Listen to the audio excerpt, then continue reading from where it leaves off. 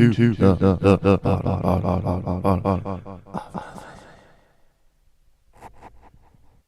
you ever reflected on your emotions or thought about an experience in your life and then decided to write a song about it? I haven't either. But I think that's why we're inspired by music, because somebody else has. Like today's guest, a Berklee School of Music graduate who has lived over 10 years of her life in China. Please welcome singer and songwriter Téa Renee. Cool beans. So you said you started out in Washington? Yeah, so I went to high school in Washington State. I've been all over the That's place. awesome. That's good. So I was born in Minnesota, and then my dad's from China. So we ended up moving there when I was about like 4 years old, and we lived there for 10 years. And then afterwards, we moved to Washington State because my mom got a job there.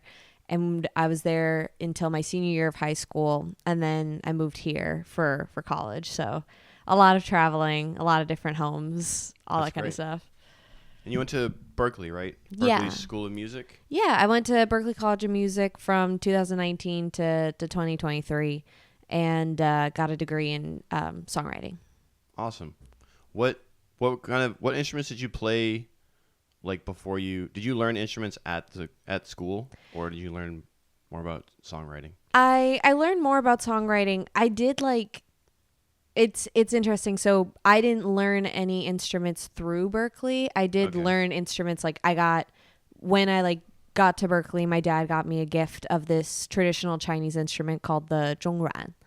And it's got a big circle body and it's got 4 strings.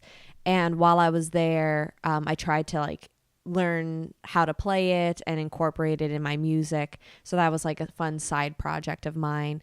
But before I went to Berklee, I had already taken lessons in singing and guitar, piano, and I self-taught myself ukulele. Self-taught the ukulele, huh? Yeah. What made you select the ukulele? I actually got it through a what's it called? My mom was doing an auction. Okay. And one of the instruments there was a ukulele, so my mom put a bid up and ended up winning it. And she was like, "You got to learn a new instrument now." And I was like, "Okay." Which one has been your favorite so far? I think for me, I love the guitar, and I love specifically singing with the guitar because there's something about being able to have like the momentum of standing and strumming and writing a song with strings that you can tune into different tunings. That's something that I really have enjoyed since I think my junior year of college, is discovering new tunings for the guitar. So that would include you have open D, FAC, GCE, and being able to it almost feels like you're learning the instrument all over again because you get to discover new ways of doing it. You get to discover different tunings, different fingerings, and all that kind of stuff. And I really have just found a new love through guitar each time I find a new tuning. That's exciting. And so you find that you can tune it to the pitch of your voice as well, right? Yeah. I don't know much about music, but that's something I always found quite interesting is the people singing sounds like the music, and there has to be a way to get them to cross paths somehow, right? Yeah, absolutely. I mean, something that I really enjoy is I know that a lot of musicians sometimes would be it's kind of a cheat code because then you won't have to learn how to play certain chords in certain ways, but I love a good capo because a capo basically is I can move my fingers in a certain way, but I want it to be a half step higher because it works better for my voice. Is that the slide? What is a capo? Capo is basically it's like a pincher. Oh, okay, the clamp. Yeah, right. The big clamp. Okay, cool. And you move the clamp basically based off of where you want it to start at. So if you want to play the C chord, but you want to play it much higher, you just have the clamp and it sounds much better than for me at very least, trying to bar the chord, because when I try and bar the chord, it sounds a little fuzzy and not as well. But it feels really good, and it feels easy for someone who isn't like a primary guitar player to be able to explore like with my voice and try and move in regards to that. That's awesome. What was the first instrument you learned? So you said your favorite was the guitar. What did you start with?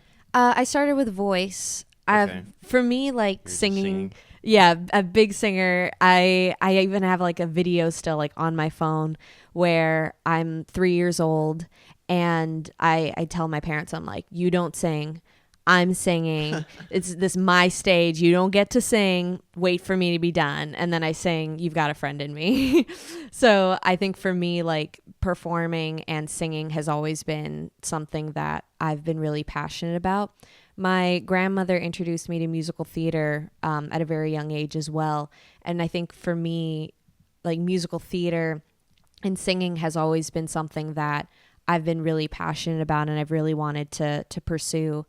I think it wasn't until like around third grade, our school had a like school rock band where we just all like had different instruments and we got to sing and perform, and we learned lots of different songs, mainly like 70s and 80s hits, and it was really fun. But it wasn't until I think I was around 12 that through the years of continuing to learn from these like teachers that crazy dog. Yeah. He's part of the fun. He'll be in here at some point. He likes to meet Oh, people. nice. So, I'm excited. You're okay with dogs? Oh, I love dogs. Right, cool. Yeah. Sorry to throw you off there a little bit. No, but, no worries. So you said it was in like seventh grade you were getting into music, and then 12th grade.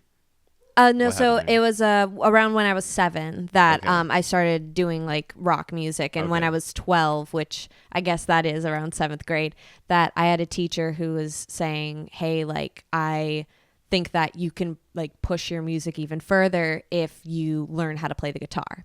And then after I learned how to play the guitar, he was like, "How do you feel about like writing your own songs?" And I was like, that seems daunting, but I guess I'll try. And that was when I wrote my first ever song, and I haven't been stopping since. That's awesome. Yeah. So what did it feel like to write your first song? It felt really I think at the time I was very much in pursuit of being a certain type of musician and artist. And at the time I was really into like Taylor Swift and a lot of those like pop singer songwriters who had a certain sound and certain style. So when I was first writing, I was really trying to mimic that sort of vibe and sound. It wasn't until I think sophomore year of college when I started really questioning whether or not that was who I was as a musician. Yeah, you started to get a little bit of life experience. And Exactly. I feel like everybody kind of mimics artists in the beginning. I know it's a lot of the same with comedians. You can kind of hear like a tone and a cadence from people kind of following who they're inspired by and interested in. Exactly. And then eventually, yeah, like the more you do it, you kind of find your own in the space. I think too, like I was really fortunate while I was studying at Berklee College of Music. I was studying under Paula Cole, Grammy Award winner for Best New Artist, I think 1990. I'm not going to give a year. Yeah. I'll be awesome. Yeah, Paula Cole. Yeah. I never even thought about that. So there are like renowned musicians and stuff that are teaching at Berklee. Yeah, I mean, it really just depends on like the musician and what they want to like continue like doing with their life. A lot of them, they work like part-time at Berklee and they teach part-time, and then the other part-time of their schedule is like putting out music and releasing them. And then we do have some professors who are just like, I'm a full-time professor, that's what I want to do and that's what I want to teach. And I think that's you can kind of feel that energy of just how much passion there is for music at Berklee. But while I was at Berklee College of Music and I got to study under Paula, she really just pressured us to think outside of what was comfortable for us. So like within the first semester that I got to study under her, she was like, I want you to write a song about your relationship with your father. And it can be an uncomfortable song, it can be a happy song, but it has to be a song that like is genuine. And for me, like I had never written a song about my like true experiences. A lot of the experiences and songs that I had written were like, oh, these are like fake stories that like fun scenarios. Exactly. And it was just like, let's do something fun. And all of a sudden I was using music as a way to like almost use it as a therapy.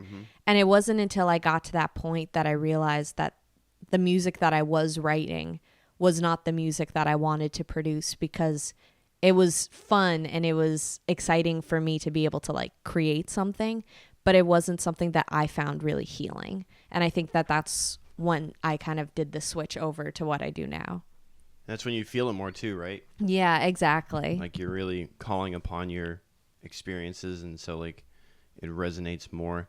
I find that like with comedy as well, like I try to think of funny stuff and things here and there, but if something really good comes to me that is in like the subject matter that I like, I feel you have more of an attachment to that.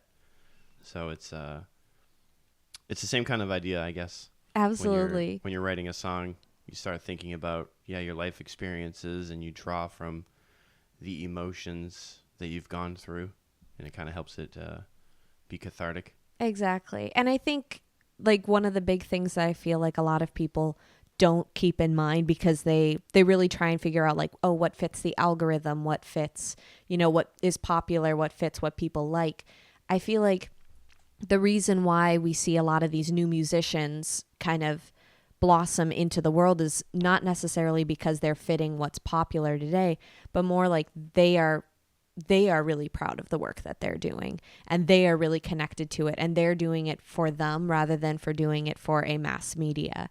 And for me, I feel like I feel that when I listen to, when I listen to music, when I listen to any form of creative art, like you can really feel when a creator thinks that they themselves are creating like something that they're connected to, whether it's funny, whether it's, heartfelt, whether it's, questioning the world around us.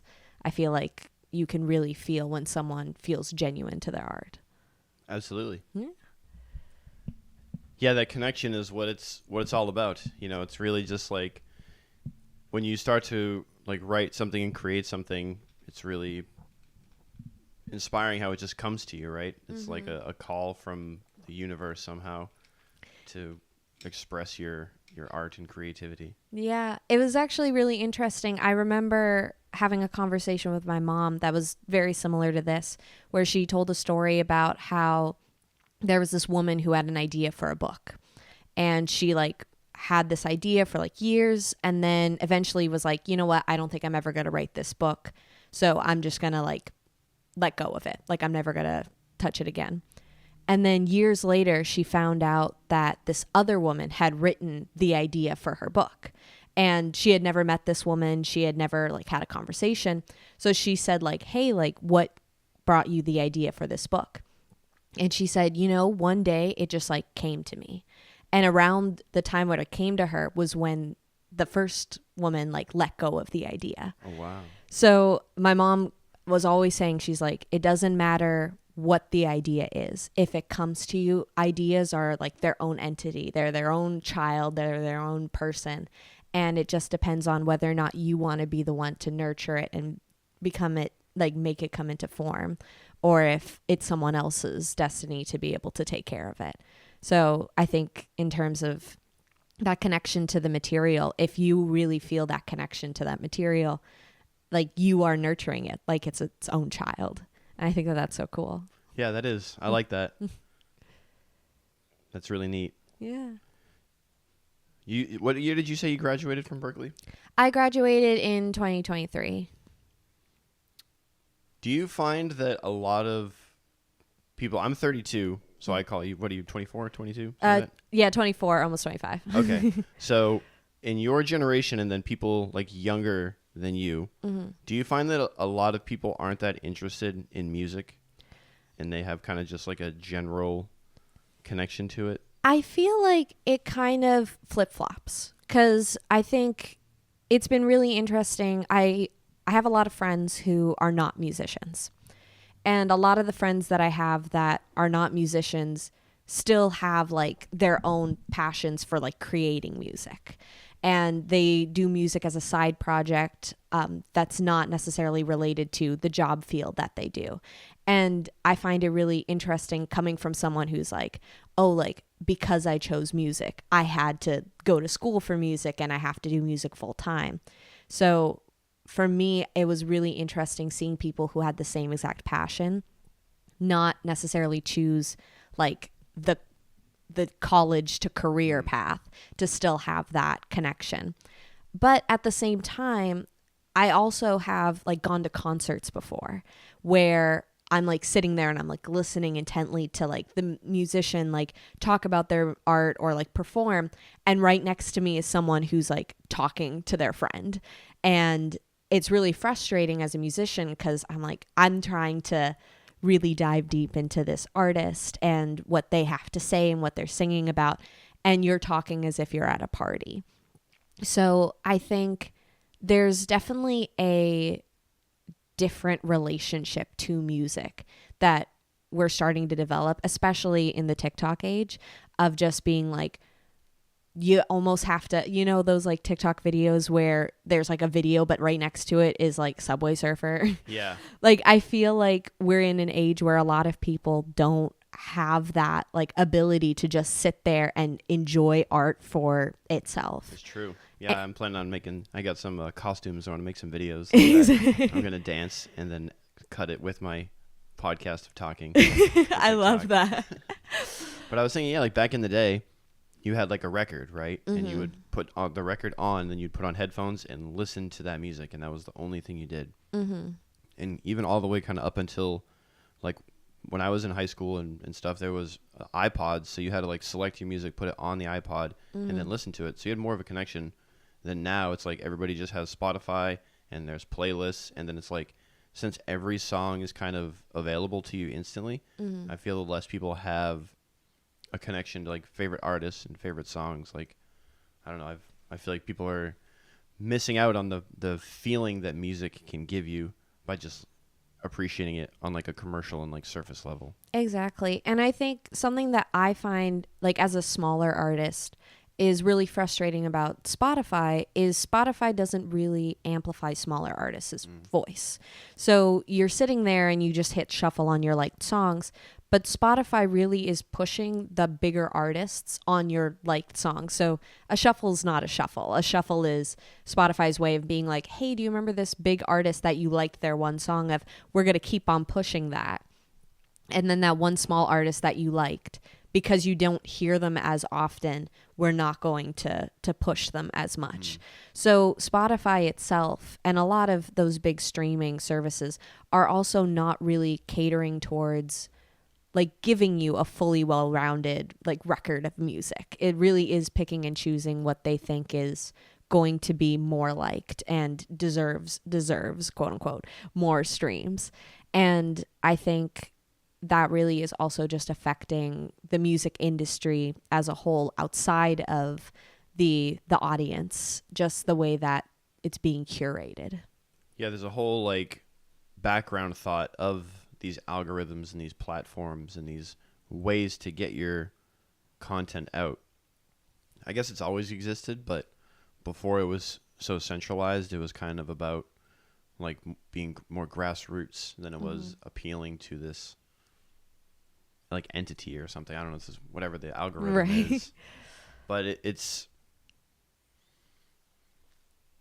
what it is, though, you know? It's like we have to kind of roll with technology, and if you want to get out there and be known and be heard and make something from your creations, then you have to go with the trends, right? Exactly. And I think that for me has been something that I've really struggled with, just because for me, like, don't get me wrong, I can spend 2-3 hours scrolling on my TikTok and I can't tell you a single thing I saw.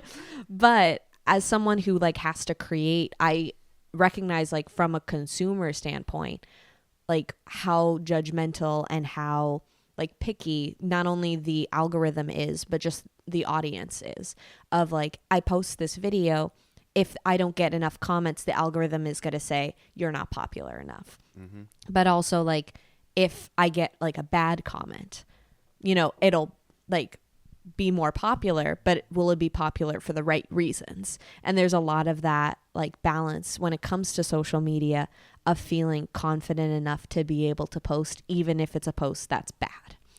And I feel like as a musician, especially, putting out something that feels very personal and is not just me lip syncing to a popular song, Yeah. I feel there's a lot more of that stress of like, I'm putting my heart and soul out there. But also if I am scared to put it out there, like I might not get even a positive reaction out of it. So it's definitely that balance of feeling confident in being okay with the bad for the hope of the good. Yeah, it's all mining for gold, essentially, right? Exactly. There's so much that you have to go through. It's like writing comedy and stand-up is the same idea. It's like you have all these different ideas, and you'll write sentences and write concepts and write punchlines, and then you bring it to a mic and you practice, and most of it falls flat. And every once in a while you get a laugh, and then you kind of chase that. Mm-hmm.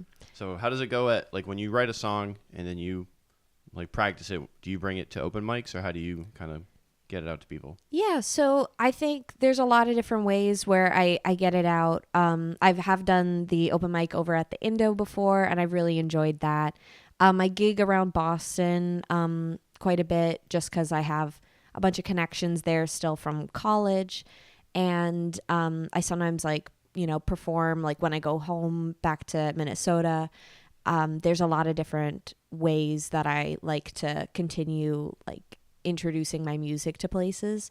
But I also just, in a weird way, like sometimes just have a feeling that something feels really good.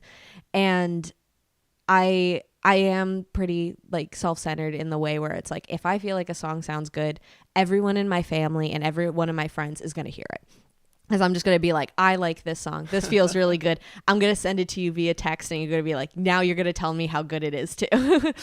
And not necessarily all the time it gets the same feedback. But I think when I feel like something is good, I feel more like energized to be able to like share it with the world and to play it more often. So sometimes I will just have it like on repeat on my phone just as a voice memo, and I'll like memorize it from there. And then the next time I do a gig, I'm like, I've never performed this song before, but I feel really good and like proud of this song. So I will perform it as if I've played it like for years. Yeah. And I feel like that's kind of where a lot of that like confidence comes from, of just slightly being obsessed with yourself. I mean, that's how you make good music. Exactly. A lot of practice, right? Mm-hmm. All right.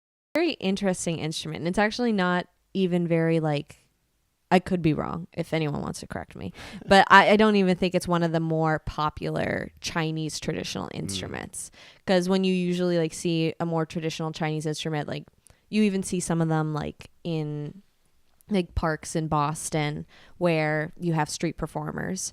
And I don't think I've ever seen the instrument outside of when my dad first introduced it to You me. should get out there then. Yeah, I'll on just streets. perform in the streets and Yeah. just have it played. But it really is, it's such a beautiful instrument, just in the way that it's a very like simplistic instrument in the sense that it has 4 strings, but it's tuned to like perfect fourths. So it'd be like D, A, D, A. So it's not like you're having like a guitar where if you like played all the strings at once, it doesn't resonate with each other. Okay. So it was fairly easy for me to, on the first like time I picked it up, to kind of guesstimate like how to play it. And I thought that was like a really fun like way to like introduce it, because it wasn't something where I felt very overwhelmed right away of being like, I don't know how to like play this instrument. And you already had some experience. How old were you when you started playing that instrument?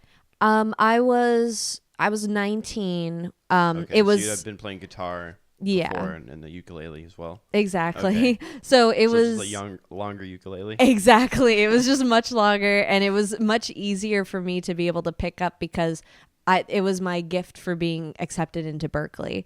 So Nice. it was a thing where like my dad was like, "Hey, like this is something you can incorporate to your Berklee experience." And I felt like I could start using a lot of my Berklee training into learning like that instrument and how to incorporate it together, which I thought was really fun to really just like, it was an extra challenge that I put on myself.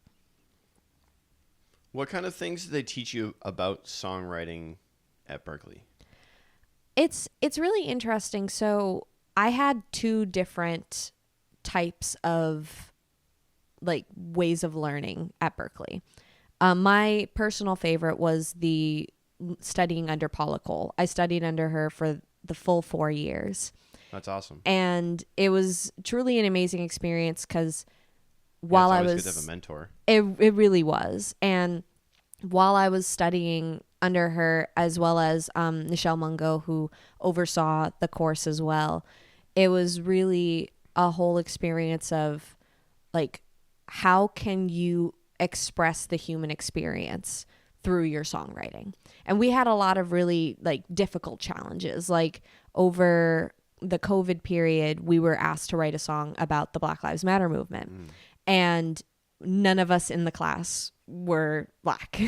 So for us, it was a really interesting experience of being like, where's that line between like the savior complex of being like, you know, rah rah, Trying to show support while also not going like exactly, while also like being, you know, people who really truly care about this subject. It's also that line of, you know, watching like Bo Burnham's Inside, where he's like, there's a line between like being a supporter but also like not putting all the pressure on like the like Black community to be the ones to educate people.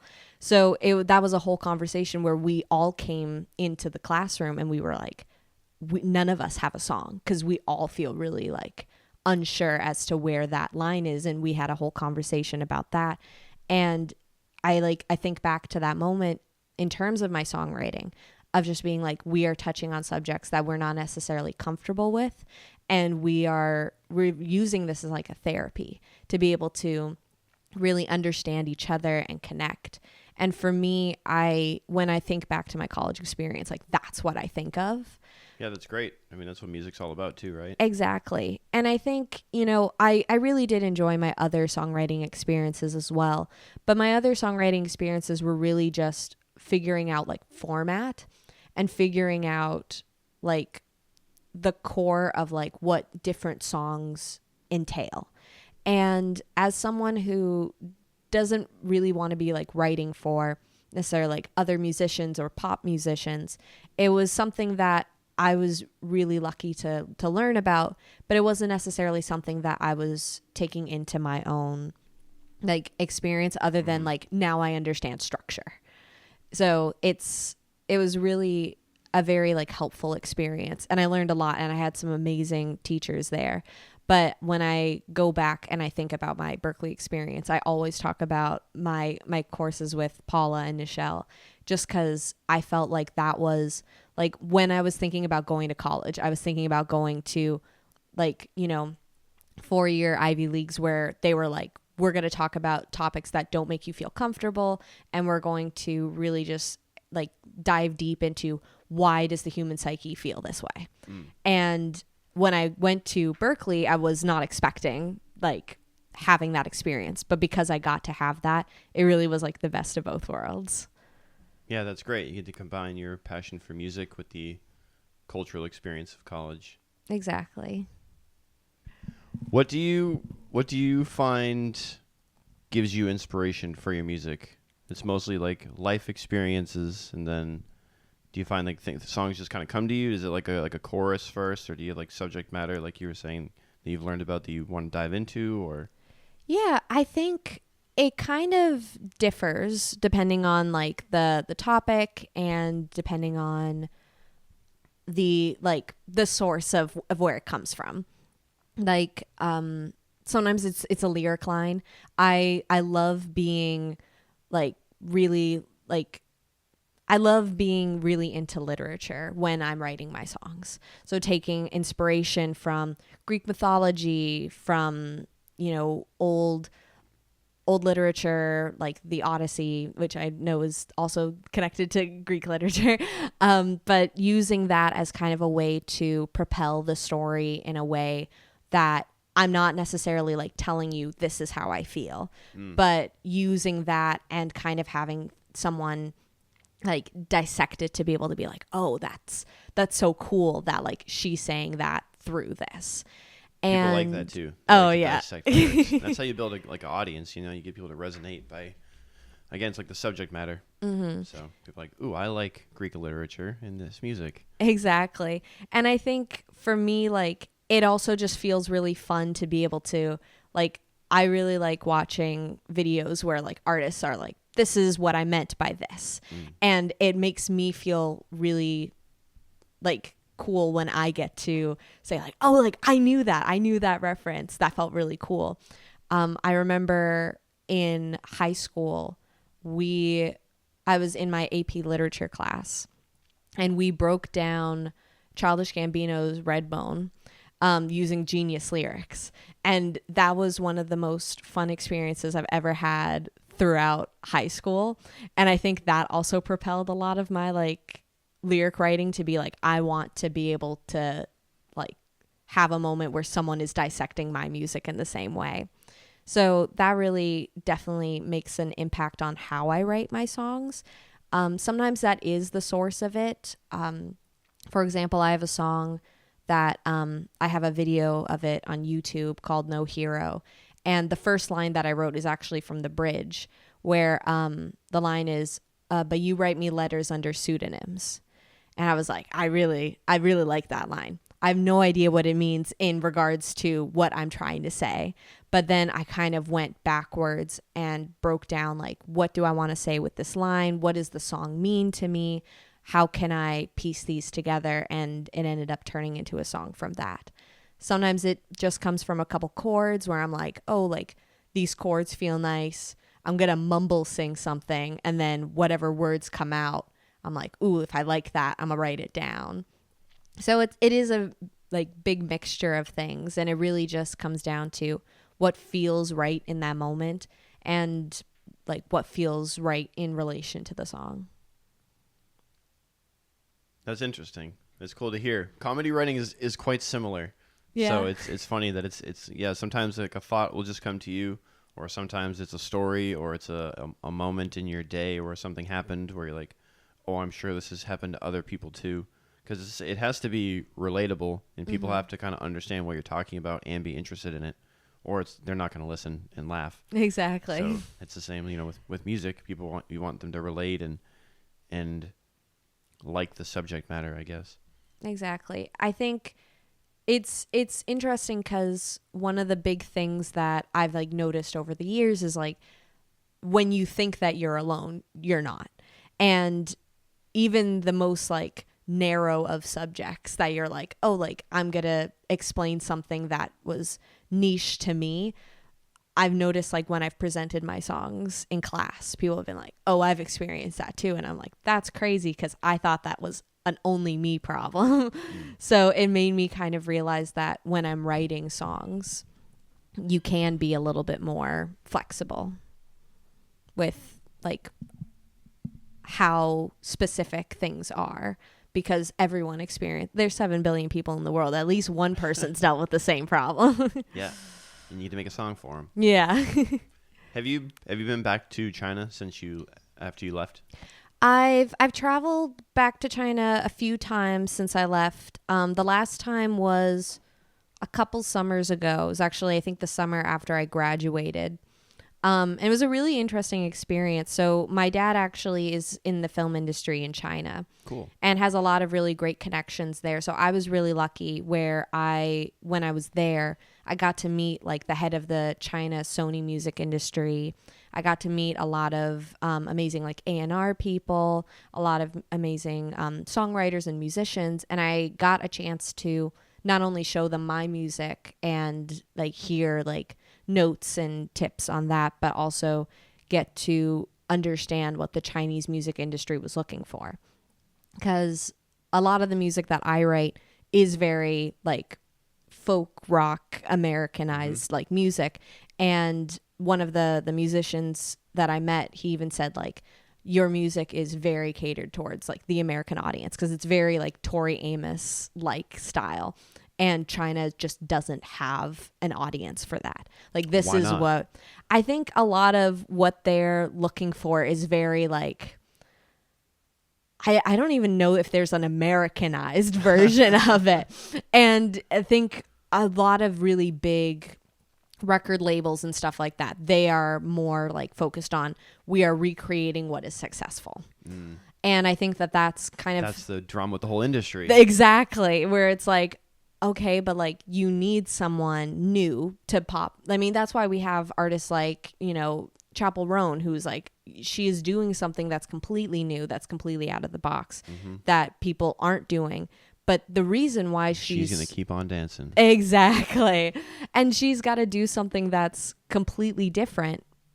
And that's what makes people like her, is not because she's like everyone else. Have you presented this sales pitch in China yet? Because that was pretty good. I tried, but my Chinese isn't that good yet. Okay.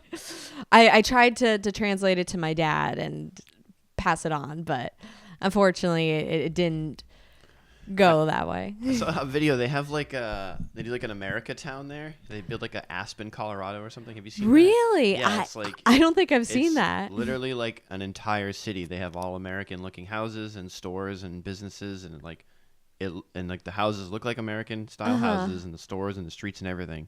So maybe you could start there. Yeah, I'll start there. I'll get a banjo. Go full send. Have you had experience playing with a band, or do you mostly play solo? Yeah, so I have a good amount of experience playing with a band. I was really lucky. I got to play with such an amazing band while I was at Berklee. They actually, funny enough, were all from the same exact town in Maryland. Whoa. And they're all incredible musicians, and they were truly like some of the most amazing people that I was lucky enough to work with. Unfortunately, through like the college process, like post college process though, a lot of us just moved into different directions and we're doing different things. Like one of my aux percussionists, he ended up moving down to North Carolina to be with family. My drummer ended up staying in Boston, but he had a band that he was working with who is actually really successful. So the scheduling just ended up not working out. And then I moved up here. And as someone who doesn't drive as well, like having to commute from here to Boston to be able to do rehearsals and gigs and stuff like that has just been a lot harder. So it has been like a true like heartbreak to not be able to continue working with such an incredible band. But I feel like just the way that life works ends up falling apart that way. Not necessarily falling apart, just turning into that way. Falling into place. Falling into place. There we go. Yeah, I can see where you can feel there's like a moment in time where things kind of connect. Mm-hmm. Do you think that you will try and like pursue a different band in the future, or do you want to try and get them back together, or are you trying to like focus more on your like solo career? I think for me, I would love to continue working with a band. I feel like the way that my music is written is like built for a band, but I think it really just comes down to the way that things kind of fall into place. I would really love to find a band here in the like North Shore area, just because it is much easier to like travel back and forth within this area. And I've met some incredible musicians already, like through doing the open mic at the Indo. So I do know that there is a community here that is so passionate about music and is so talented. And we're passionate about not going to Boston. Exactly. We're growing this North Shore comedy scene as well, and it's the same thing. It's like, if we can do shows and not have to deal with the traffic and all the other things that come with the city, then let's keep it going. Exactly. Because I really do think that there is a lot of like hustle and bustle within the Boston scene. It's just like, even though we aren't that far, we are pretty far from everything there. And it's so nerve-wracking trying to like go back and forth and then being like, oh, my gig ends at midnight and now I have to drive back. And also, like, this isn't my full-time job. Yeah. And who's outside? Exactly. Yeah, that's what I found about like the city. It's like if you're inside of it, it's not so bad. But like having to break through that nucleus of going in and out, is whether it's by train or by traffic or Uber or driving, whatever it is, It's just torture. Yeah. So hopefully the North Shore provides. Yeah, absolutely. I'm hoping so. I'm making some really great connections. So hopefully those connections start to flourish more and more into something that we can do more gigs around the area, or maybe even once in a while in the greater Boston area. Yeah. Yeah, Boston, I mean, yeah, Boston's great, but it's like, yeah, it's just like that with any city. It's like you're going to have to deal with all the struggles that exist. Exactly. It's like it just comes down to choice, where like, is it worth the connections going back and forth and traveling? Is it worth it? Sometimes. It right? depends. Yeah. It'll grow. It's all about opportunity. That's the thing that's really interesting about this, like, I don't even know what you call it, like career field, I guess, or just this whole, the entertainment industry is like, it's all about timing and opportunity. Exactly. And the more you are involved in it, the more you realize how interconnected everything is and how there's like layers and levels to it, but they're all interconnected and intertwined. Exactly. So closely. Yeah. And I think too, like going back to the talk of like social media as well, like it doesn't really matter anymore where you live if you utilize social media in a way to be able to continue building that fan base in the same exact way. It is definitely hard in both senses to be able to do that, but I always think back to this interview I saw of this musician where he said, don't move to LA unless you have an invitation. Like, it doesn't make sense for you to move into a big city and then just struggle for like who knows how long. But if you have like an invitation to go there, you have a reason to continue to build that repertoire, continue to build that like connections. And I really do believe that in not only LA, but in any sense. Yeah, it's true. I feel that way as well. I lived in LA for a little bit, and I mean, I've lived all over the place. And being back here, COVID brought me back to Massachusetts, but I saw the potential here, and I like living here. So that's why I was like, all right, if I'm going to stay here, let me try and like leverage the power of the internet. Yeah, and exactly. turn my living room into a podcast studio. So it's been a lot of fun. Yeah, absolutely. Do you, where do you find yourself making music? Have you made like a little studio in your space? Do you have like a closet with some padding on the wall? Or? Yeah, so I actually have two spaces that I mainly work on music. So in terms of like my own space, I was lucky enough to have a 2-bed, 1-bath where I can just use that one bedroom as a music space. So I got really nice equipment, a lot of my instruments there, and the room is pretty soundproof. So I can stay at home and record music, write songs and stuff. But I also was really lucky. I met my producer who lives in the Salem area. So whenever we need to like record, like I don't have to travel very far and I'm able to go over to his place. We can just hang out for a little while, record a bunch of stuff. And like those are my two main places of just being able to continuously make music. That's great. And you're not doing too much like screamo death metal stuff either, right? Oh, not really. Well, not too much. Yeah, you don't bother your tenants. Only at 2 a.m. Oh, yeah. Well, that's when I do screamo music theater. I might watch something like that. I'm not the biggest fan of musical theater, but maybe screamo musical theater. I don't know if that would be better, or I don't want to say worse. Have you performed? Have you been in plays? Yes. I guess that's what musical theater is, right? Yeah, Okay. I mean, What's your favorite play you've performed in musical Ooh. theater? That's a great question. Thanks, I try. I would say it really just depends on like what I considered to be like the important part of the production. I definitely think that Elle Woods was my favorite role that I played, just because there's so much depth and character to the role. And I genuinely think that that was like an experience that I feel like I would want to do again. But the big thing about the show was that I spent so much of it just like going because I was the lead role and I was never off stage. So I didn't really get to build a community as well. In terms of building community, I'd say playing the role of Alice in Addams Family was my favorite. That's awesome. Just because it was such an absurd role. It's this mom of the boy next door who falls in love with Wednesday Addams. Okay. And I was thinking of Wednesday, I guess. yeah. In my head. So what was the character you said you played? Her name's Alice. Okay. So she's the mom of the boy next door who like falls in love with Wednesday.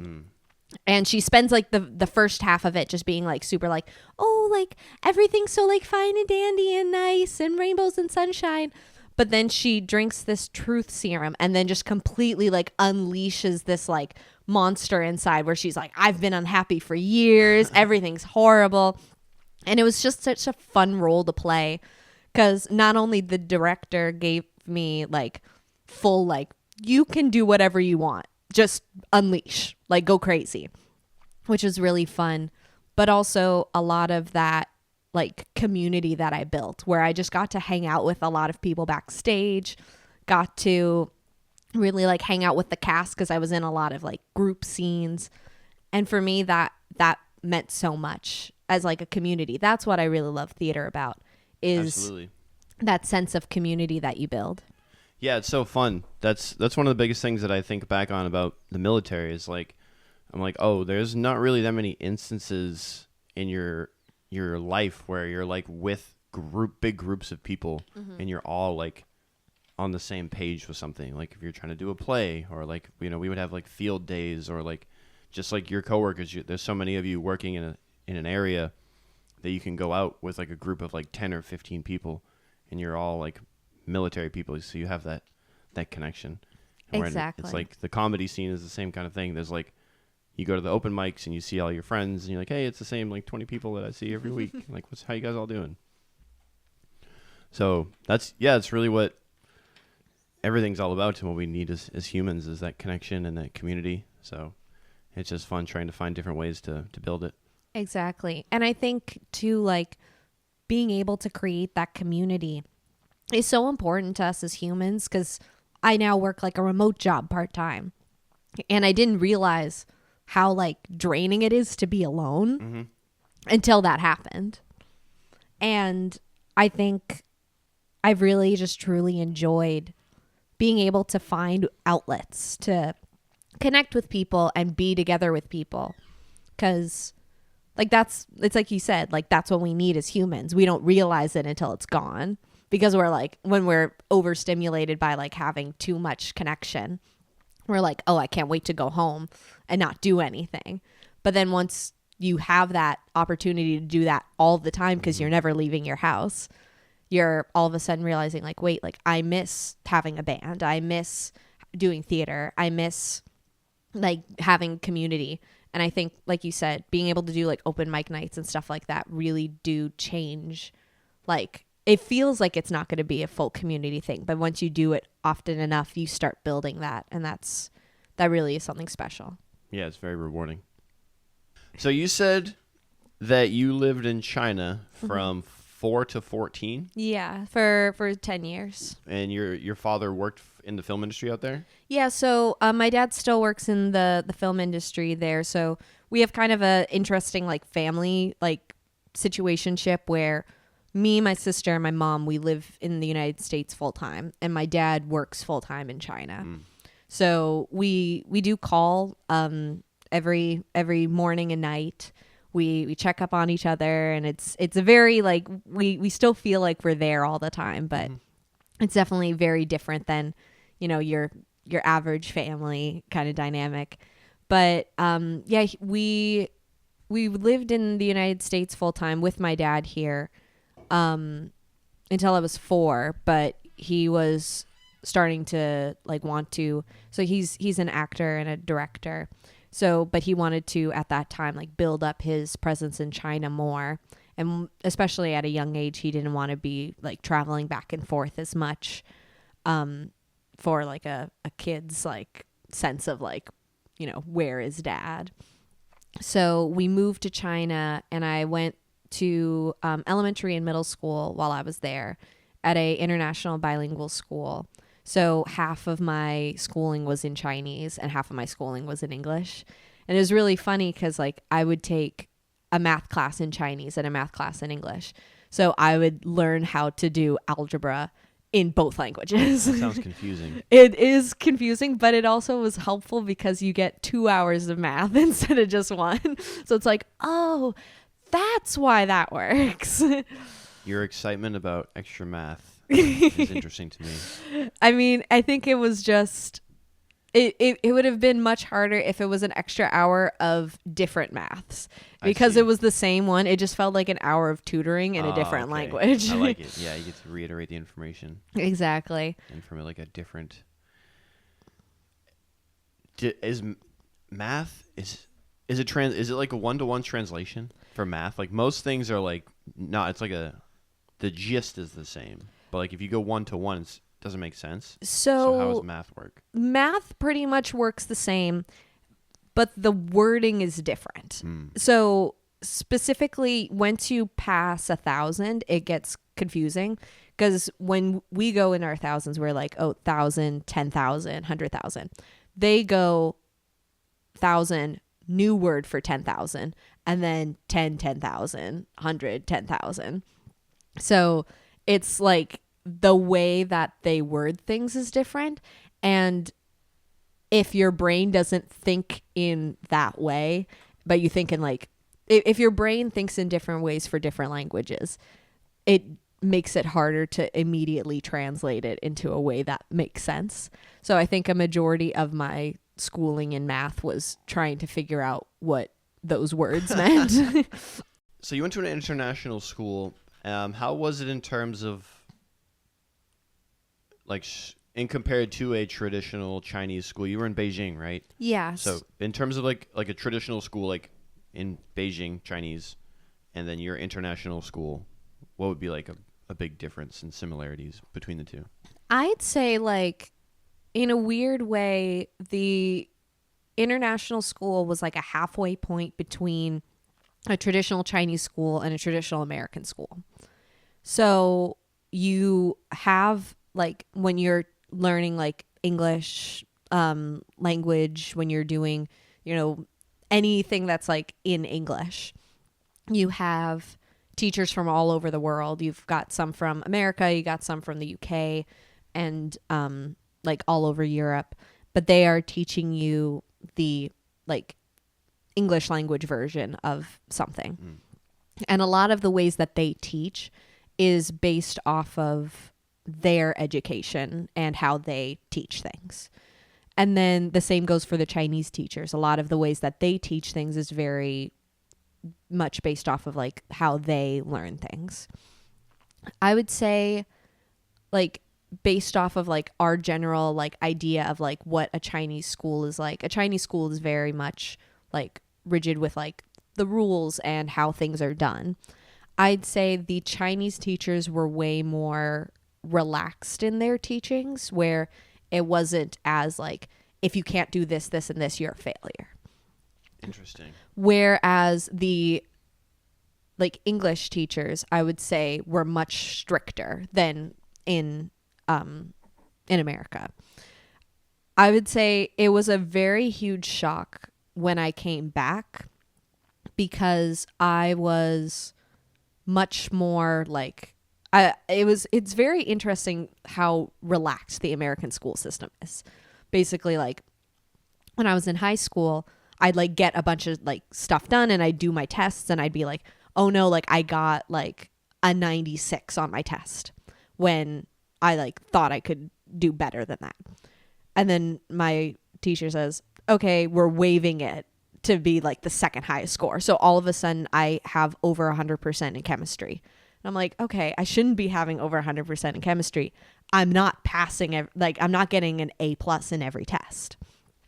So for me, it was very like confusing going from a system where everything was rigid, where like don't come to class if you didn't bring your homework assignment, to if you didn't bring your homework assignment, it's okay. You've got 2 weeks to be able to turn it in. So the full like switch over was definitely very confusing in that sense, but it was very like it was just a really interesting experience overall. Yeah, that's transitioning from one country to another is always an interesting experience. So can you remember like going to China? Do you have any like early memories? I have very few early memories in terms of like the traveling. I think a lot of my early memories are on like film sets with my dad. Okay. What kind of movies did he make? So he still makes movies, right? He's still in the industry. Yeah, so he still makes movies. He actually has a film that you can like watch here in the United States, which is really cool. What's it called? It's called it's very strange. So there's Wandering Earth Part 2. The prequel is the film that he's in. Nice. So there's the original Wandering Earth, which I think is still on Netflix, but he is in the second film, which is the prequel, but it is called Wandering Earth 2. So it's very Star Warsy, like the way that it's said, but it is very Star Warsy in the way that the film is written as well. But I got to see that in theaters in the United States, which was really cool to see. But before all of that, he was in a lot of like traditional Chinese films where it's like, you know, Ming Dynasty, you know, he's an assassin of some sort. He was in a lot of films that were about, you know, like where he'd play like it'd be World War II and he's a Japanese war leader. So I think a lot of my memories were like being on set and like watching my dad do certain scenes and getting to like see him go through the experience, but then not getting to watch the films because the films are really gruesome. And one of my favorite memories is my mom telling me, like years later, it's like, oh, do you remember that one film that your dad did? And I was like, yeah. And he's like, he said that you were not, you being me, were not allowed to watch it because his death was so gruesome and he didn't want her to like you to be sad. And I was like, that's really funny. That mental imagery. Oh yeah. Potential, yeah. That's really cool.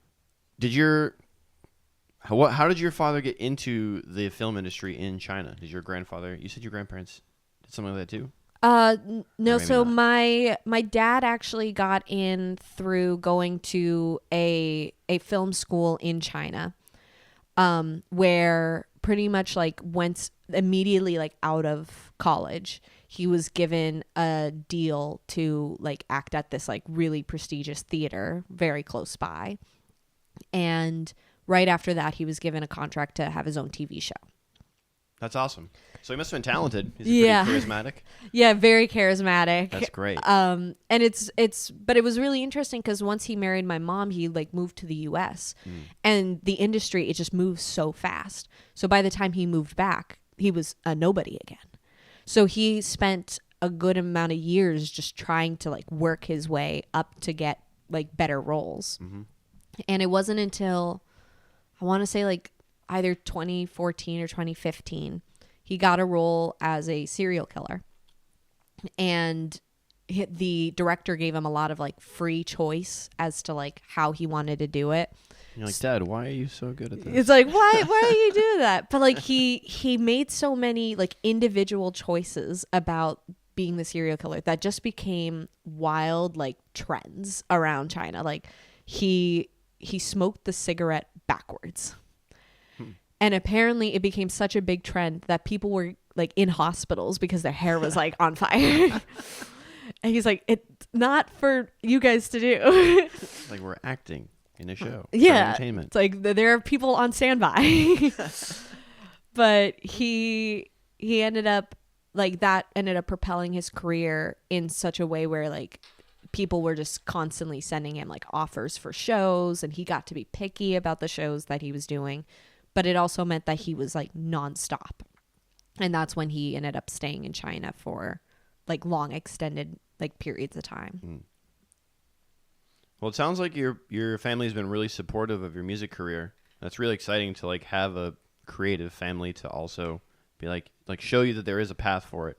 It's something I didn't realize till I was much older, like in I'd say like my like mid late 20s, when I was like, oh, you can actually create a pathway and generate revenue from being creative in many different ways than just like getting a contract with a TV show or like being a traveling, touring, whatever. There's so many ins and outs to the industry. Yeah, I think I really just lucked out being in a family that like my mom was like very supportive of my dad like continuing his film career. Even though like at the time like she was making a majority of like the revenue just because he was, you know, not a big star yet. But like now the tables have turned, and it's one of those things where like if my mom didn't believe in my dad, like he could have had a completely different life right now. And I think through that my parents have been really supportive of just being like, hey, like you've seen what it can do for your dad. And it is possible. And we believe in your talent. So as long as you keep going that path of like just pushing and doing it, like it's not an impossible dream. And I think that is. And hearing that is kind of all it takes. It feels good. Yeah. Like, it is like, okay, yeah, hell yeah. I'm going to go do that now. And I think, you know, I'm very lucky because I know that that's not something that's always, you know, the case. Like I know I'd say it's rare. It is. I actually have a friend of mine who is a daughter to a pretty famous musician, and her mom said to her like, hey, like, you know, we love that you're going to Berklee College of Music. Please get a degree in like music business or something, like something that you could fall back on. And I was like, that's crazy. Like you are a huge musician. Like it's so interesting that like even people who succeed are like, it's tough. Yeah. But I'm really lucky that I have parents who are willing to support me and do things to help propel my career. Especially how difficult it is having to deal with yourself, right? It's like, I always find that it's you versus you to like create these things and get them out there. And you have all these ideas, but then actually have them come into fruition is the hill that we all climb. Exactly. I mean, like, I know at least for me, open mic nights still give me like the jitters because I'm just like, oh, like, I guess I'm going to come up next. Like, I'm kind of scared because it's new people. But like, I've been performing since I was in like 3rd grade, if not sooner than that. So it definitely like never really goes away. Yeah. That feeling is part of the fun too, though. So you have a new song coming out. What is the title of it? The new song is called Terrified. Terrified. And what inspired the song Terrified? So it's a funny story. Oh, that's good. I met my boyfriend in 2022, and basically, like when we started dating, I was really excited for this relationship, and I was really like ready to like start dating. But I had a lot of like fear around like my past relationships and feeling really insecure about that.